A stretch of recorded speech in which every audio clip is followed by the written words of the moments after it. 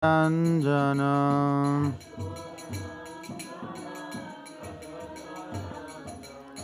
Jamunatira Vanachari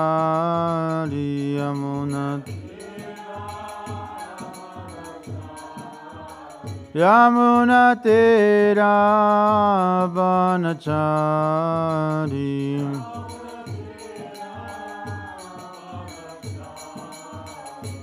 Jaya Radha Madhava Kunja Bihari Jaya Radha Madhava Kunja Bihari Jaya Gopi Jana Vallabha Girivaradari Jaya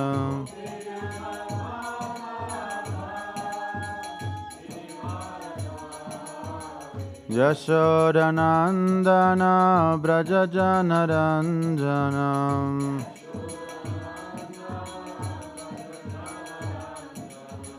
Jamunatira Vanachariyam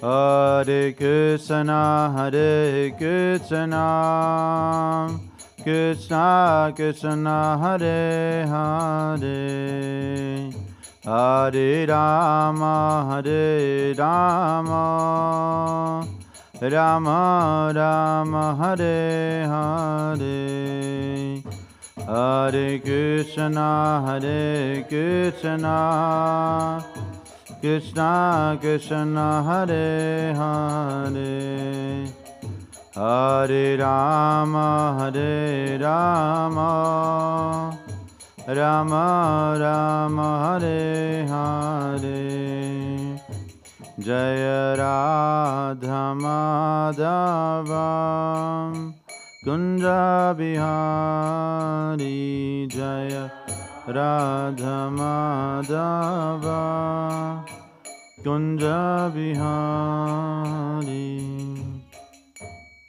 Shri Shri Radha Madhava Ki Jai Grantaraj Srimad Bhagavatam Ki Jai Om Namo Bhagavate Vasudevaya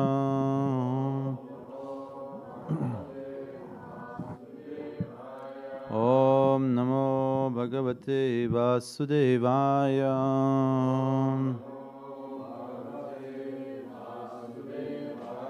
Om Namo Bhagavate Vasudevaya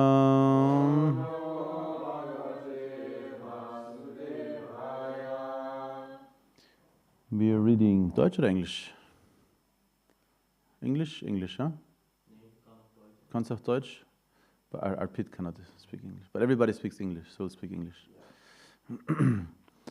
So we're reading from the Srimad Bhagavatam, Canto 4, Chapter 18, text 13 or 14? Text 14. Please repeat. Rishayom Duduhur Devim Indriyeshu Atam Satamam Vatsang Brihaspatim Kritva Payash Chandomayam Shuchi Rishayo Duduhur Devim Rishayo Duduhur Devim Indreshu Atasatamam Vatsam Brihaspatim Kritva Payaschando Mayang Shuchi Rishayo Duduhur Devim Indriyeshu Atasatamam Vatsam Brihaspatim Kritva Payaschando Mayang Shuchi Rishayo Duduhur Devim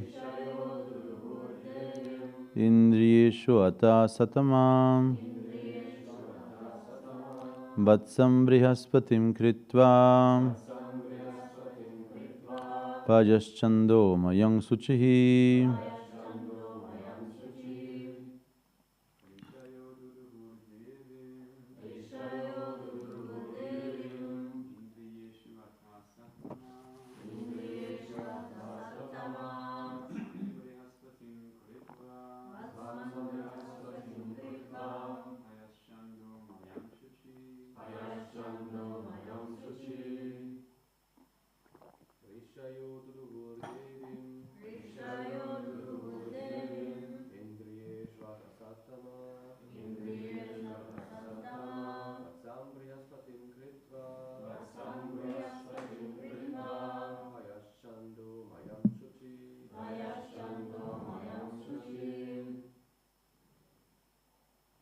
Ladies.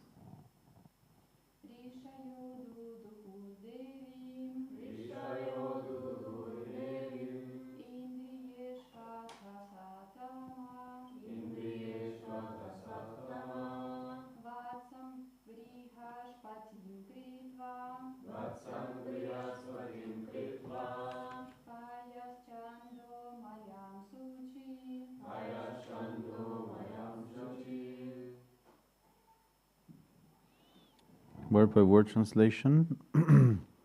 Rishayah, the great sages. Duduhu, milked. Duduhu, milked. Devim, the earth.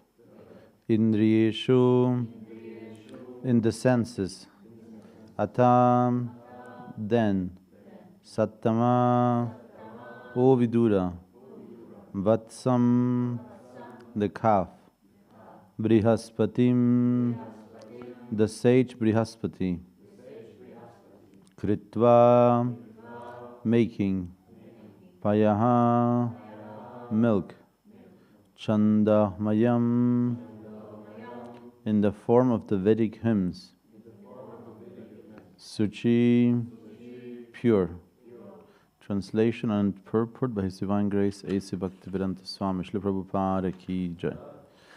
All the great sages transformed Brihaspati into a calf, and, making the senses into a pot, they milked all kinds of Vedic knowledge to purify the words, mind, and hearing.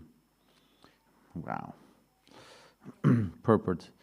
Brihaspati is the priest of the heavenly planets. Vedic knowledge was received in logical order by the great sages through Brihaspati for the benefit of human society, not only on this planet but throughout the universes.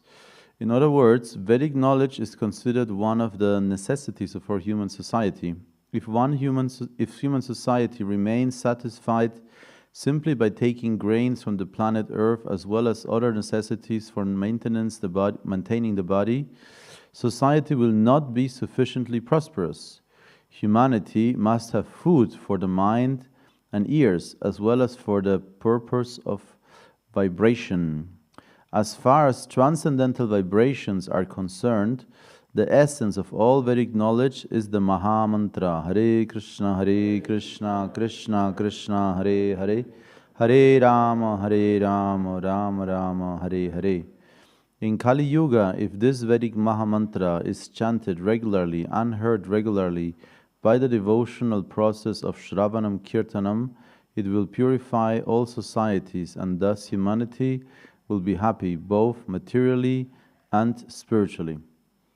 Om Agyana Timrandasya Gyananjana Shalakaya Chakshurum Militam Yena Tasmai Shri Gurave Namaha Sri Chaitanya Manobhistam Stapitam Yena Bhutale Swayam Rupa Kadamayam Dadati Swapadantikam Vandeham Shri Guru Shayuta Parakamalam Shri Gurum Vaishnavamscha Shri Rupam Sagrajatam Sahagana Ragunatam Vitamtam Sajivam Sadvaitam Sabadutam Parijana Sahitam Krishna Chaitanya Devam Shri Radha Krishna Padam Sahagana Lalita Shri Vishakam Vitamscha He Krishna Karuna Sindhu Dinabandho Jagatpate Gopesha Gopipakanta Radhakanta Namostate Jayatam Surato Pangor Mamamanda Matirgati Matsarvasva padambujo radhamadana mohano divyadvrindaranya kalpadrumada Srimadratangara simhasanasto Srimad Radha Srila GovindaDev Prishthalavi Samano Smarami Srimanara Sarasaramvi Vamsivatarastiraha Karsham Veno Sonargopir Gopinata Shri Sunaha Taptakanchana Gaurangi Radhe Vrindavaneshwari Vrishabhanu Sutadevi Pranamami Hari Priye Jai Sri Krishna Chaitanya Prabhu Nityananda Sri Advaita Gadadhara Shiva Sri Gaura Bhaktivinoda Hare Krishna Krishna Krishna Hare Hare Hare Rama Rama Rama Hare Hare. Once again the verse. Rishayo duduhur devim indriyeshu atasatama vatsam brihaspatim kritva bhajaschando mayam shuchi. All the great sages transformed Brihaspati into a calf, and, making the senses into a pot, they milked all kinds of Vedic knowledge to purify words, mind, and hearing. So this is, of course, a very interesting section of the Bhagavatam. After Prithu Maharaj was chasing Bhumi Devi, now she is willing to be milked.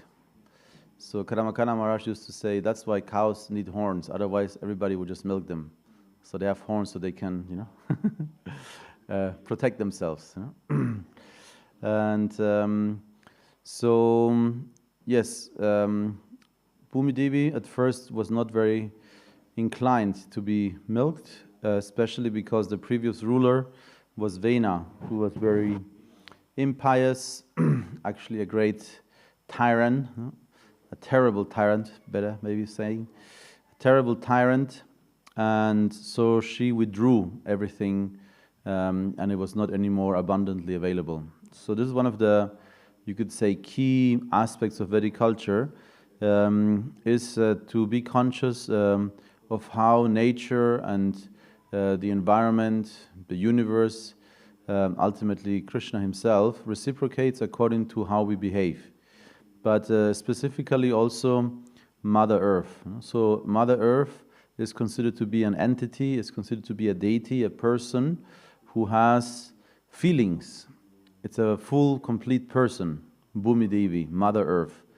It's not just a rock with some water and some magna inside, maybe you learned in school, this is you take a Mother Earth, like the Earth globe, like an orange, you cut it half, and then you have this, magna, this like molten lava in the middle, and then it becomes a little bit less warm, and then you have like a crust layer around it, and then we have the lithosphere, the stone, then we have the hydrosphere, the water, we have the atmosphere, and so on, the different layers, and this is Earth. It's flying around, in the universe, aimlessly, you could say, and this is by chance the only place in the entire existence where somehow life became possible, human life at least. So the idea in the Vedic tradition is, of course, very different. The idea is that this is not just a random planet that by chance became habitable, but actually it's a person. It's Bhudevi. It's a person, and it belongs to the middle planetary systems. Bhuva, and in this middle planetary systems there are many other planets, and also there are higher planets and there are lower planets, and in all of these regions life is possible.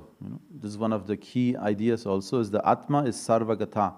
So the Atma, the living entity, can survive in any circumstance.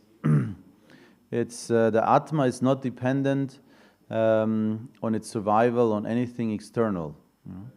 In other words, it's not that the atmosphere, the right temperature, the right humidity allowed for life to happen on Earth. No, life is eternal.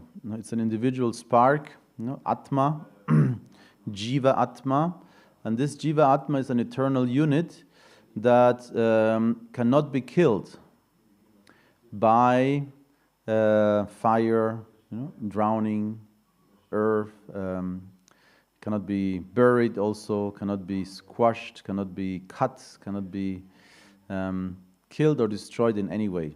So the Atma is absolutely independent. When we talk about what can survive in this planet is of course our body. This body needs a certain temperature, a certain humidity, a certain amount of light for it to be able to survive. If these circumstances are not given, then this body cannot survive. But the soul can survive. So in the Bhagavad Gita, Krishna of course says, Nahanyate nahanyamane sharire. So when the body is killed, the soul, the Atma, is not killed. So in this booklet, Easy Journey to Other Planets, we have there in the box next to Shamanandini Mataji, original Easy Journey to Other Planets from Srila Prabhupada. The first book he actually published in India already, and he also brought to the West. And in this book he talks about how the soul can survive in any environment. And depending on the environment, it might acquire a different type of body. So you could say the body that you acquire resembles the environment you live in. If you live on planet Earth, then your body will have predominantly water and earth. So a lot of water, I think maybe 60, 70%, 71% of the body is water, and the rest, 30% some earth, some fires also there, digestive fire, temperature, very important, otherwise you also die. But let's say if you want to live in Jupiter, then this body is not good. Jupiter is basically, as far as I understand, even modern science says Jupiter is not a solid planet. It looks like but it's actually gas. It's actually accumulation of gases. In different, elemental statuses. So if you live in Jupiter, you cannot have a water and earth body. You need an air body. The earth element should be predominant because the whole planet is mainly gas. And if you want to live with the sun god, then your body has to be fire. You can survive there, no problem. So the Atma can survive in any atmosphere. Only the body needs to be fitting to the atmosphere. So that's the idea in the Vedas for sure, that all corners of the universe are inhabited by life. And even in recent history, you could say narrow-minded science had to open its eyes to life in all kinds of circumstances where it was deemed impossible. And one of them, I always repeat this, but it's a very good example. In the deep sea of the oceans, so there are some areas in the ocean that are known, at least known areas that are 11,000 meters deep, so quite deep. And the common consensus among science was that life is not possible there. There's too much pressure, there's no light, it's cold, so no life is possible there. But when they started investigating these deep areas of the ocean, they realized there is life. There's all these incredible creatures in the deep oceans who are translucent, who have this like electric like impulses and have lights, coming from their heads, and so there's a lot of life, in the deep ocean. And also there's examples of this algae that live in hot cooking water, in volcanic water, so it's like hot and boiling, but the plants, no problem. And also there's this beetle, this insect that can crawl on lava, lives in Iceland, so no problem, So depending on the atmosphere that you live in, the body of course has to adapt. And then the soul can survive anywhere. So yes, so this planet is therefore just one of the many places we can inhabit. And still this planet has a very unique position. In South India, for example, you will see in the traditional temples, there is Narayana, and there is Bhudevi and Sudevi. So Lakshmi and Mother Earth are the direct consorts of the Lord. So Mother Earth is a very unique personality, and at different times she takes the shape of a cow. So in this case we hear she took the shape of a cow, and also later on in the 10th canto she takes the shape of a cow and takes shelter of Brahma, and asks for help. She feels burdened by all these gigantic armies that have assembled on her surface, and she asks Brahma to ask the Lord to come and rescue her. So there also she takes the shape of a cow. Not necessarily that she always has the shape of a cow. Bhudevi is, like it says here,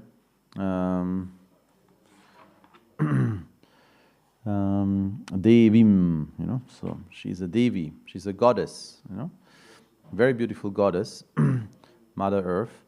But she takes the shape of a cow because cow is considered to be one of the 7 mothers, and is respected and protected.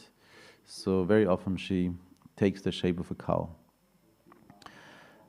And in this specific verse, or in the previous verse, Prithu Maharaj, finally after this entire, you could say, ordeal, Mother Cow is ready to give, is generous. And Prithu Maharaj's main aim was, of course, to feed his people. So it says that he converted Manu into the calf.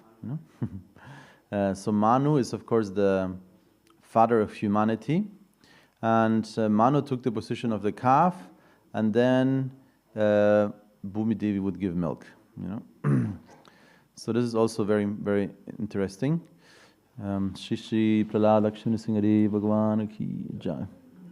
Because in the modern exploitative dairy industry, still in most places, the idea is you take the calf away from the mother. You take the calf away straight after the calf has been born. You remove the calf from the mother, so the calf does not drink any milk from the mother directly. And also, if the calf is with the mother, then the mother will actually suffer, both will suffer much more. If they come in contact with each other and then they are separated, it's very painful. So this is, the modern Kali Yuga system. But many places, especially organic farming and many dairies, have realized that actually if they keep the calf with the mother, for I think maybe 2 weeks, 3 weeks, then actually the cow produces much more milk, because she's much more happy, because the calf stimulates her. So, of course, it's still selfish. But even in the Srimad Bhagavatam, we hear that at one point, still the calves are separated from the mothers. It's very famous in the Brahma Vimohana Lila, where Brahma is deceived by Krishna. Brahma thinks he's testing Krishna, so he steals all the calves, all his friends, everybody. And then he goes to check, how surprised Krishna is, to be himself surprised, because all the calves, all the boys, everybody's still there. So he's looking back to the place he put them, and they're also there. They're both places. There's the set that he took, and there's the set of new, calves and cows. So he's very confused. And it is explained that during this year, the cowherd boys of Vrindavan, they were struggling to keep the calves and the cows apart. Because at one point you have to separate them, otherwise the calf they might drink much more than they actually need. But for some time, for sure, the calves are left with the mother. It's a very common depiction, a calf with a mother. It's very auspicious. And the reason why they could not keep the calves away from the mothers was because the calves, as well as the mothers, were Krishna. Sorry, the way around. The calves were an expansion of Krishna, and the big cows, there was such a strong attraction between them that they could not keep them apart. So this is described during that 1 year. The mothers and the fathers and also the cows, they had an extraordinary attachment to their children, because it was Krishna himself, who had expanded. So yes, so at one point it is natural that the calves might be separated, or kept apart during certain hours, so that the cows can be milked, and then they spend the night together usually. But yes, the point is that if you have a calf, you can stimulate the cow. Cow is happy. She will give milk. So the same principle is applied here, that different great personalities take the position of the calf to stimulate Mother Earth, in the form of a cow, to be generous, basically. That's the principle that is applied here. So Manu became the calf of Prithu Maharaj. And then Prithu Maharaj was able to gain from Mother Earth grains, vegetables, herbs, everything that you need to feed, basically, people. And in this verse, Brihaspati becomes the calf. So it is said all the rishis, I think it says rishis, Rishayo Duduhur Devim. The rishis now also took a chance to milk Mother Cow, and they transformed Brihaspati into the calf, and with their senses, Indriyeshu Ata Satam, with their senses, they, Vatsam Vidriyeshu Ovidura Satam, yes, so with their senses, they collected the milk. So with all their senses, they absorbed the milk, and what was the milk that the rishis wanted? Vedic knowledge. So Vedic knowledge to purify the words, the mind, and the hearing. So Vedic knowledge is different than normal common knowledge. This is also explained very often. Of course, even Vedic knowledge can become a burden, because in the Nectar of Devotion we hear that actually too much jnana or knowledge can lead to a hard heart. You can become, hard-hearted, because you know everything better. You have understood everything, and therefore you are ready to criticize everybody, because everybody is doing something wrong. And that can also happen when you study the Vedic scriptures. But in general, Vedic knowledge in general, you could say, is elevating. But the main principle that is given again and again in the Vedic texts is that Vedic knowledge, or in general knowledge, if you only accumulate knowledge for the sake of accumulating, and not to gain self-realization, not to teach others, then it is compared like a lake. If you have a lake where only some water is coming in, but there's no outlet, then the water would just accumulate there and become rotten, basically. It becomes a muddy pond. But if you have a pond where a lot of water comes in and it flows through, there's an exit, then the water is always fresh.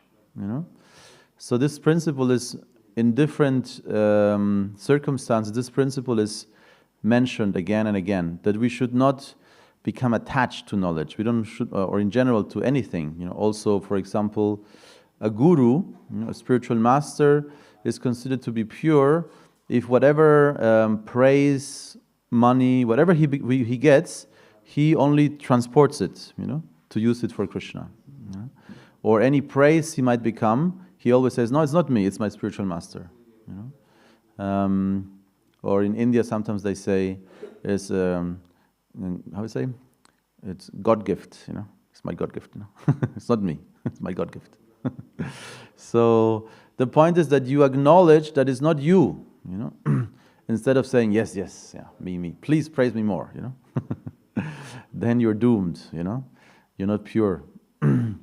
You're getting attached, the hankara, the false ego is there, enjoying, aggrandizing himself. So the right attitude is to always be a transparent medium, basically. Whatever knowledge you receive, you try to understand it, to apply it, and then you also try to benefit others, by giving it away. And Karamakana Maharaj was explaining this principle even further with not only knowledge, but actually prema bhakti, prema. It is described that Chaitanya Mahaprabhu, he plundered, the storehouse of Krishna prema. And then he distributed it, to everybody. And the principle Karamakana Maharaj was explaining in this connection, I think it's in the Chaitanya Bhagavat, this principle is explained, or Chaitanya Charitamrita, I'm not sure. But the principle explained there, and Maharaj was expanding on it, is that the more you give, because they were just emptying the storage, and the more they were emptying, the more was there. So this storage was never empty, So, like Akshaya Patra, you know the Akshaya Patra? Akshaya Patra is this pot with Draupadi had. She had this pot, she put all the spices and vegetables, she would cook, and as long as she did not eat, it would feed endless people. And the main reason why this was very practical is because one of the husbands, the second husband of Draupadi, was Bhima, and he was a great voracious eater, So even they were living in the forest, with this pot was no problem. She just cook a small amount, and then it will never be empty, Akshaya Patra. So in a similar way, the storage of Krishna prema never becomes empty.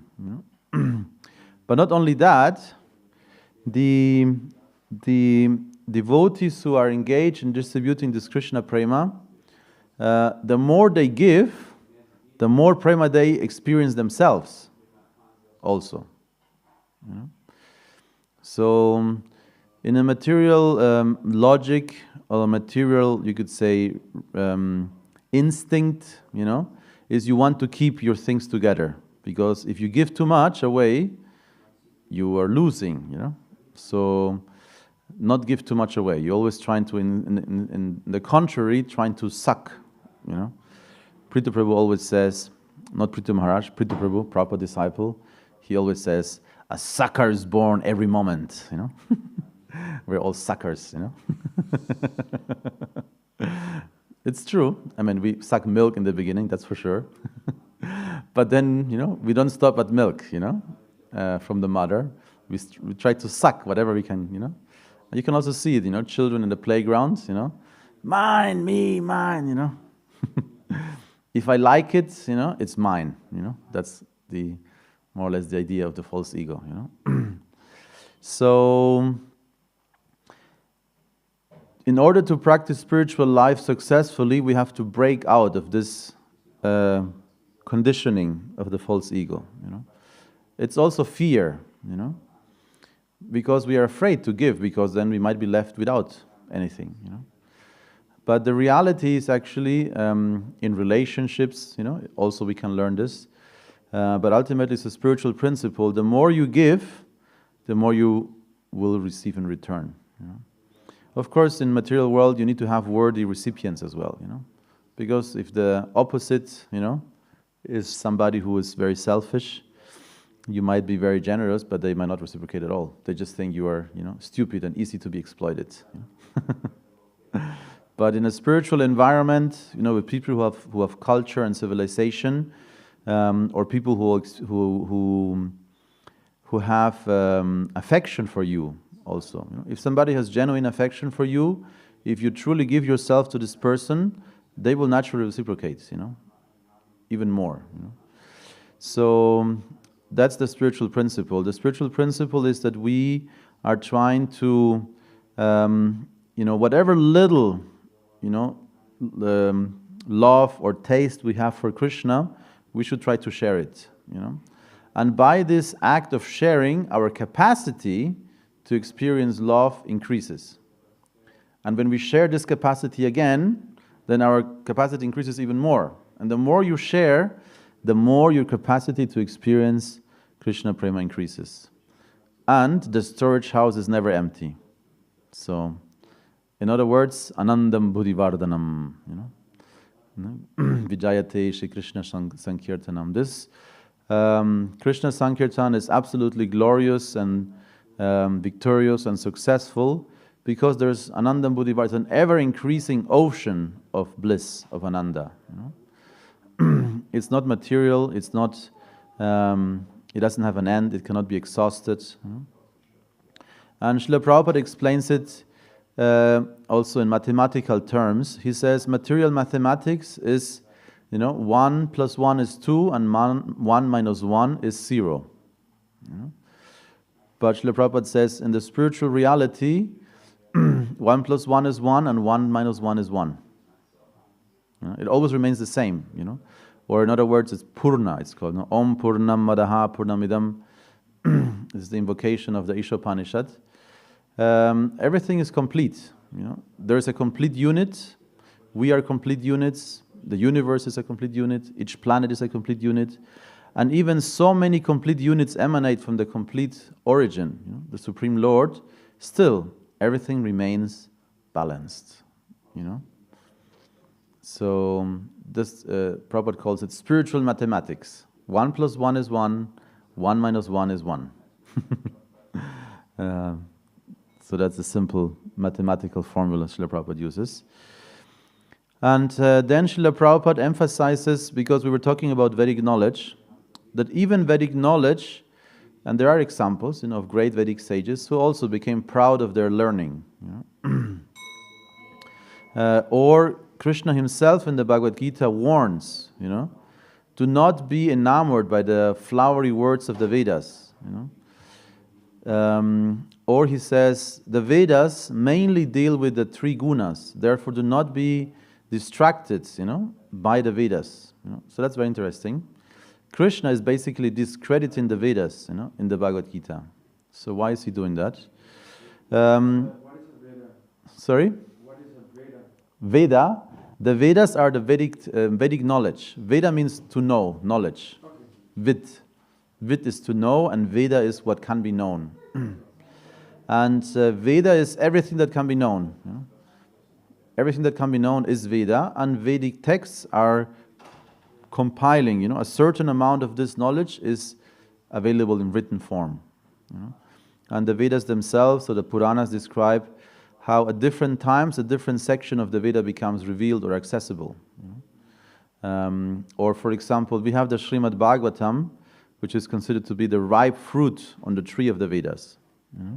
So this Srimad Bhagavatam, in our realm, we have 18,000 verses of this Bhagavatam. But there's descriptions that in the Svargaloka, in different areas of the universe, this Bhagavatam will be much larger, with much more details. So, like that, Veda, knowledge is endless.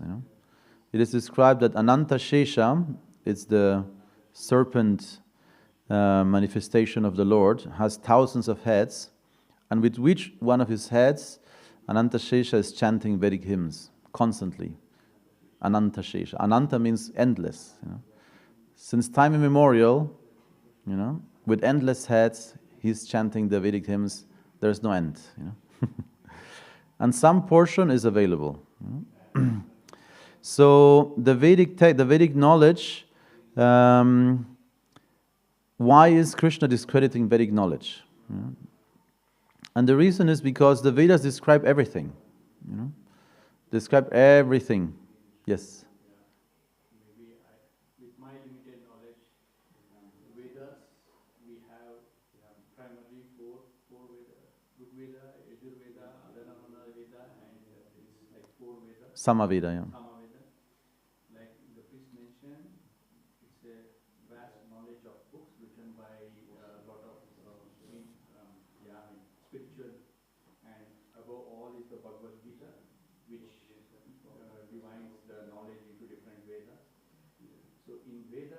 there is nothing that you cannot find a solution. It has a solution for all your, whatever the science you are seeing now is already written in the Veda, like 5,000 years back. So these are the complete divine of the universe. So you have everything.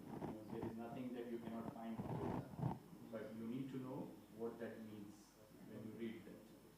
So Vedas are the most powerful, I would say, there are books which were written in the past, like 5,000 years, and you find everything in that. Sorry. Yeah, so but the point is that this, whatever is written, is only a small, tiny section of Veda, what can be known. What human can know. Yeah, so we have these 3 Vedas, and we have then also Upavedas and different, additional texts that are, connected to it. And the author is known, it's Vedavyasa himself, and his disciples. He entrusts one section of the Vedas to each one of his disciples. And because you mentioned the sequence, I'll clarify it a little bit more. So we have the Veda, this is the original 4 Vedic texts. And out of the Vedas and connected to the Vedas, we have the Upanishads. So the Upanishads explain the philosophical essence of the Vedas. So this is the point. Krishna is discrediting the Vedas because the Vedas deal with anything and everything. So they will deal with agriculture, with arithmetic, with mathematics, with warfare, with strategy, with metallurgy, with everything that happens in life, basically. Aim to civilize and elevate people. And also a big part of the Vedas is, of course, ritualistic. A big part of the Vedas deals with rituals, all kinds of rituals you can do to attain a certain material reward. So if you want wealth, you want prosperity, you want progeny, you want anything that you want, there's a certain ritual you can perform, and then you can attain this blessing. So that's what Krishna calls in the Gita the flowery words of the Vedas. So there's so many, amazing descriptions, amazing promises. If you follow this ritual, you can get this and this benefits. And therefore, Krishna is discrediting the Vedas, saying you should focus on what's essential within the Vedas. So even the Vedas talk about everything, or because they talk about everything, they of course also talk about the ultimate meaning of existence, of life. And the Upanishads within the Vedas and outside of the Vedas, we have Upanishads, they focus on that. They're philosophical texts that try to extract and direct a seeker or somebody who's asking questions. Upanishad means there is somebody asking a question to a teacher, basically. And the Upanishads reject rituals, reject any external, attempt just for some short-lived material, benefit. So they're not distracted, you could say, with the flowery words of the Vedas. And the Bhagavad Gita, therefore, also is called Gita Upanishad. In its nature, in its quality, in its style, Krishna, when he speaks the Bhagavad Gita, he speaks, it's an Upanishad. So he focuses on what really is essential and is not distracted by all the ritual and material knowledge in the Vedas. Or like Krishna says, a big part of the Vedas deals with the 3 gunas, tamas, rajas, and sattva guna, because there's plenty of people who are, controlled by these energies, and they need to be picked up, from their position. And these Upanishads are very vast, there's a lot of information there. So all of these Upanishads are summarized in the Vedanta. So Vedanta Sutra or Brahma Sutra, Vyasadeva summarizes all the Upanishadic knowledge into sutras. So a sutra is, you could say, like condensed knowledge. Like in English it's an aphorism, So, or you could also say wisdom nuggets, It's basically usually most of the sutras are very short, sometimes 2-3 words, And in the Vedanta Sutra, all the Upanishadic knowledge, basically the essence of Vedic knowledge, is formulated. So now if you read the Vedanta Sutras without learning, you will not understand very much, because it's like a zip file. You know zip files? We don't use it too much anymore maybe, but zip files, you can, you click on it, nothing is happening, What is this, And you have to unzip it, You unzip the file, this small file, which had also not, you can easily send it because it's very condensed. You unzip it and suddenly so many gigabytes of data, emerge from one zip file. So a sutra is like that. A sutra is condensed Vedic knowledge.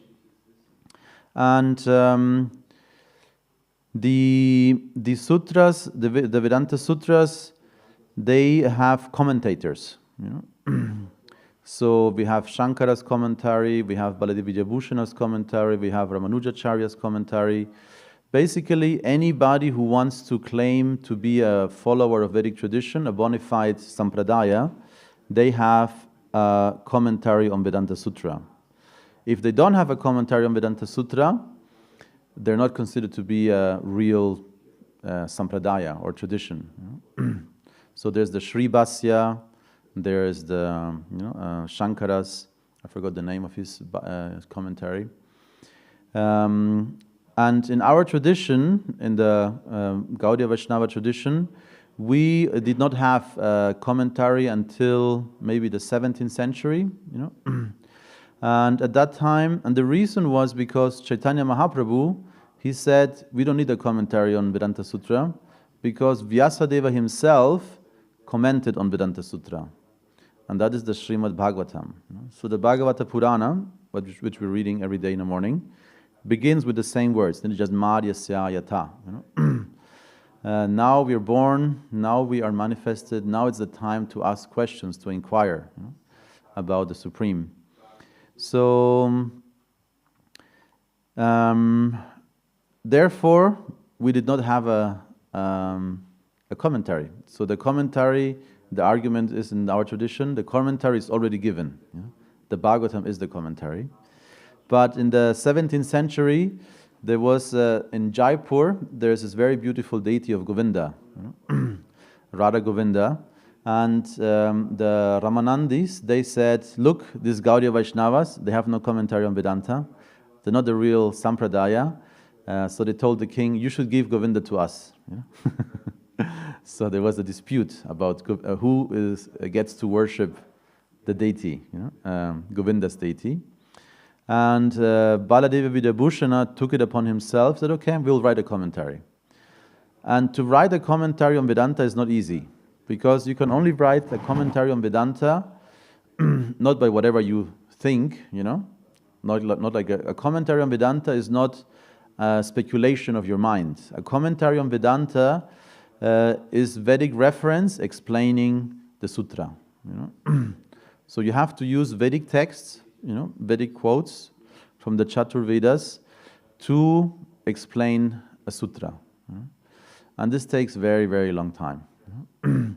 So, but this was how you say, a urgent dispute. It was an urgent dispute with the deity of Govinda, and therefore there was not much time at hand actually. So Baladev Vidyabhushana, said, "I'll try my best." So he went and prayed to Govindaji to empower him, and then he wrote the Govinda Bhasya. So basically dedicated to that deity of Krishna, Govinda. And he wrote it in, I forgot exactly how much time, but in very short time.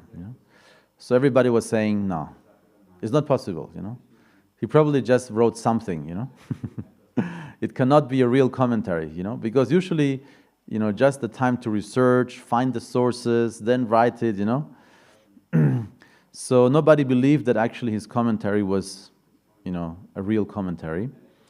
But when they read it, everybody was surprised, because it was all Vedic references, as a perfect commentary. And this is considered to be one of the miracles in the Gaudiya Vaishnava tradition, that Govindaji himself empowered Baladevi Vibhushana to write a commentary. Technically, like philosophically, the Gaudiya Vaishnavas did not think we need it, because Chaitanya Mahaprabhu said the Bhagavatam is our Bhasya. But because of political reasons, there is one now also. And it's a very nice, very amazing, commentary on Vedanta Sutra. And basically, if you want to read, as Gaudiya Vaishnavas, if you want to study Vedanta, we would study Govinda Bhasya. So yes, but the point I wanted to make is that the Bhagavatam is a Purana. So a Purana means a story. It's like Itihasa also, similar. It's ancient stories that are told. And the reason we have Puranas is to easily educate the masses of the people. If you broadcast the Vedanta Sutra, not many people will benefit, because if you don't really think about it or have a teacher explaining or somebody who teaches you how to unzip the sutra, you will not gain any real, have any real benefit. But if you hear the stories of a Purana, very entertaining, and this is still culture, still not everywhere, but to a great extent still exists in India, that the Puranas are enacted as theaters, as drama, as dance, as songs, And so maybe the majority of Indians, or Hindus, let's say, the great majority have never read really any Vedic texts, not even the Bhagavad Gita, They're, I have to say, actually quite lazy. Most other religions are more dedicated to read their texts, But if the Indians did more, the Hindus did more, then it would make a big difference.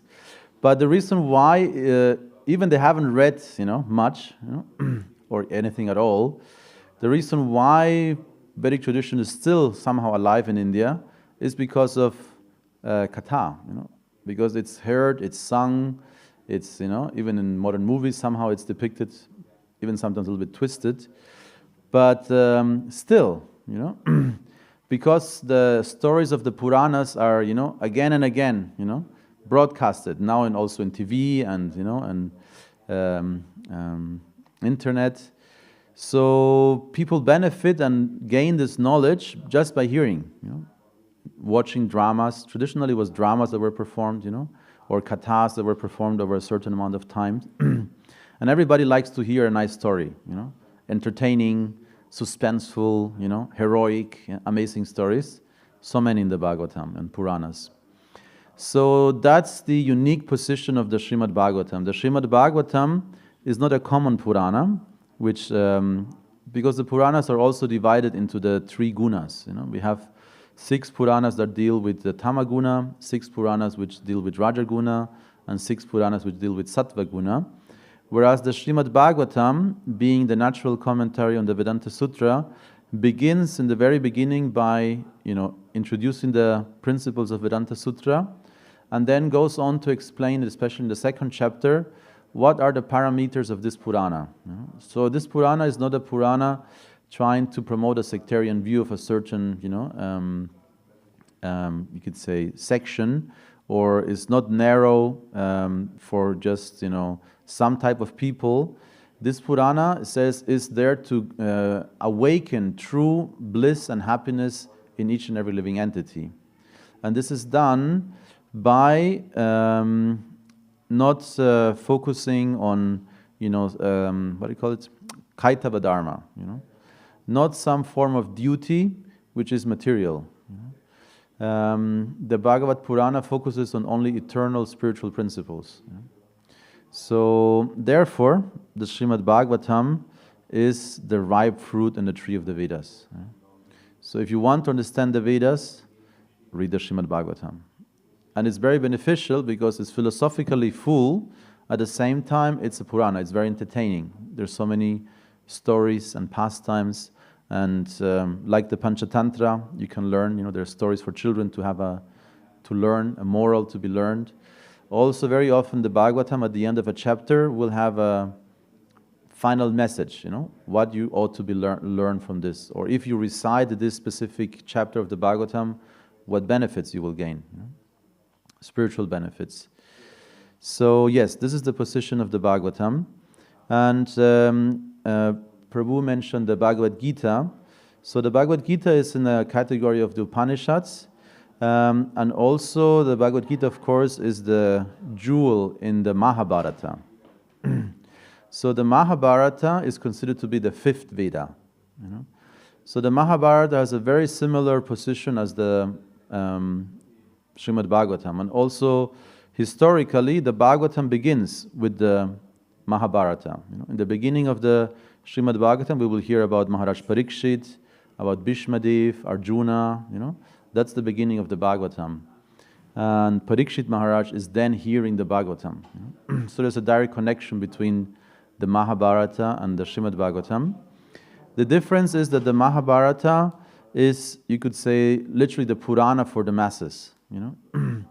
It's the story that the masses will appreciate and understand. And in the most crucial moment of the whole Mahabharata, we have the Bhagavad Gita, Krishna speaking. And the Bhagavatam is philosophically the continuation of the Bhagavad Gita. And at the same time, the Bhagavatam is full of the narrations directly about Krishna, different avatars or different great devotees of the Lord. Okay, we got a little bit sidetracked, but I'll just want to mention this last section, or read, because Srila Prabhupada says,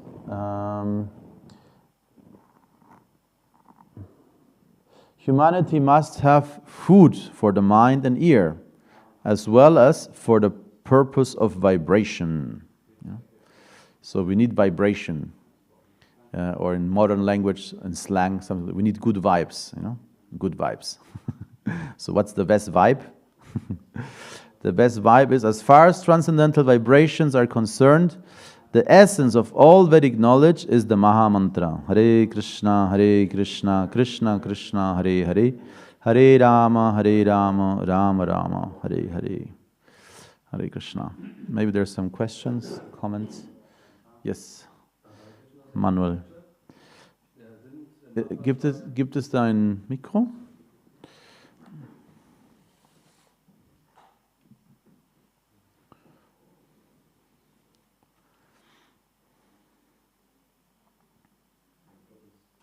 Geht nicht? Okay, ich wiederhole die Frage. Für die Online-Zuhörerschaft. Ja. So this question is if Madhvacharya did not also write a commentary on Vedanta Sutra. Yes, he did.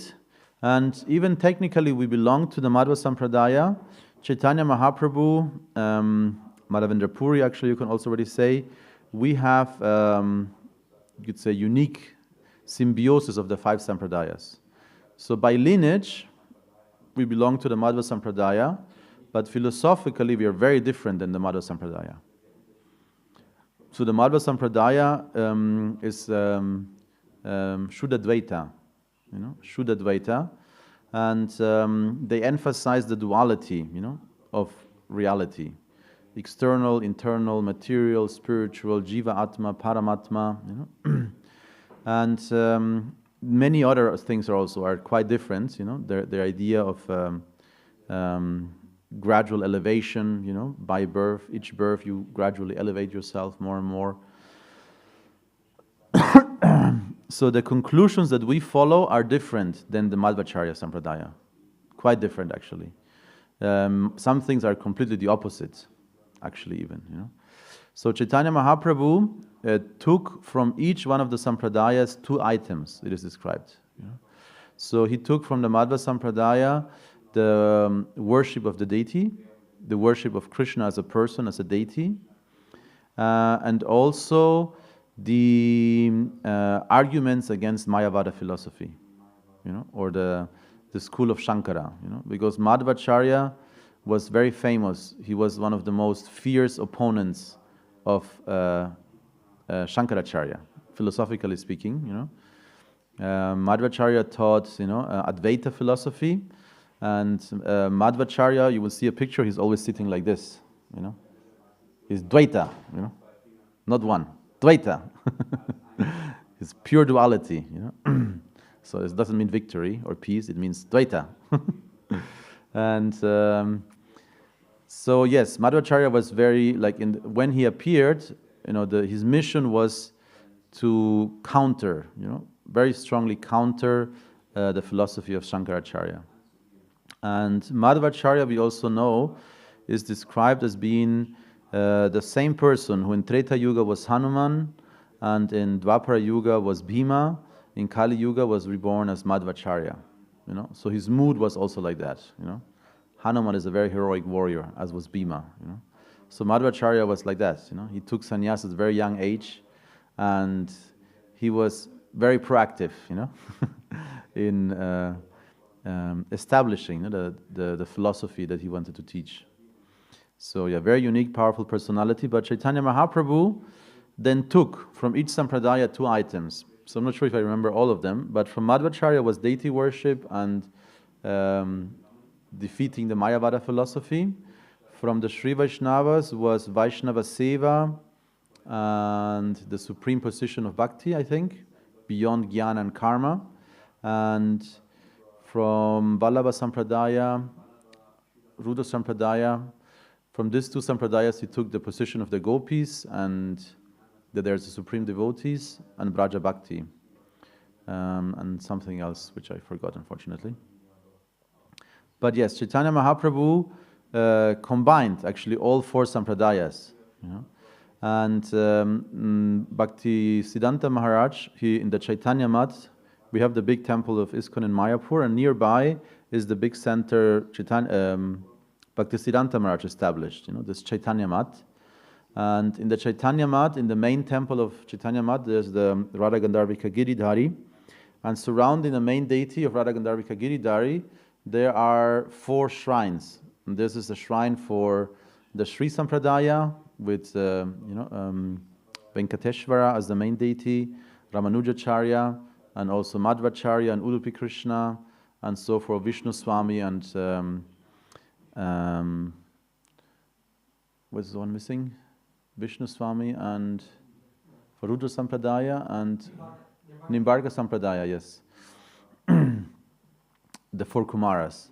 So there's a shrine, for each of the 4 Sampradayas, exemplifying that the Chaitanya Mahaprabhu combined the 4 Sampradayas. And therefore it was perceived like that also, that actually this Gaudiya Vaishnava Sampradaya, it's a new Sampradaya, It's the 5th Sampradaya, maybe you can say. And therefore they demanded that we also have a commentary on Vedanta Sutra. Yes. Hare Krishna. Grantaraj Srimad Bhagavatam ki jai, Srila Prabhupada ki jai.